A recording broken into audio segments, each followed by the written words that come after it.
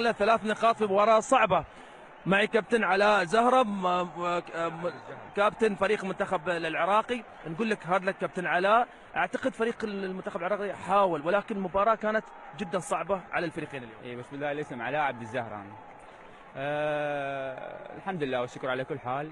يعني سبحان الله ما توفقنا اليوم في المباراة. اجتنا يعني فرص كثيرة، لو مستغلين فد فرصتين كان طلعنا فايزين في المباراة. بس هذه كرة القدم. الفريق الاماراتي قدم ما عليه، لعب في وسط ارضه ووسط جماهيره. بس كل هذا ونقول انه فريقنا ما قصر اليوم. بس هذه كرة القدم، ما تعترف بالاداء تعترف بالنتيجة.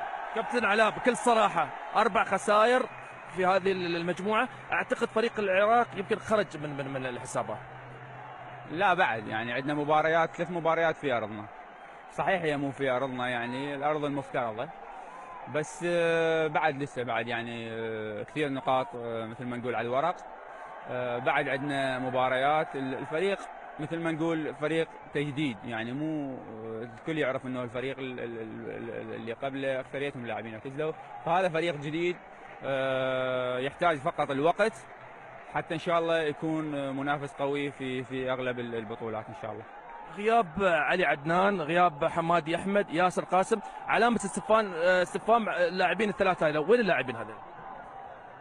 والله علي عدنان موجود يعني، بس هي تبقى وجهة نظر المدرب. ياهو الأجهز هو يعني هو اللي اختيارات المدرب داخل الملعب، يشوف كل مباراة وإلها اختياراتها الخاصة. بقية اللاعبين يعني مو موجودين في المنتخب. مثل ما نقول هي الكابتن أكيد أنه يختار الأفضل. أكيد كل مدرب يحب أنه يفوز في المباراة. فمثل ما نقول كل الولد اللي موجودين بهم الخير والبركة، ونتمنى ان شاء الله بالتوفيق في المباريات الجايه ان شاء الله. يعطيك الف عافيه. الله يعافيك حبيبي، اشكرك. نعم، متواصلين.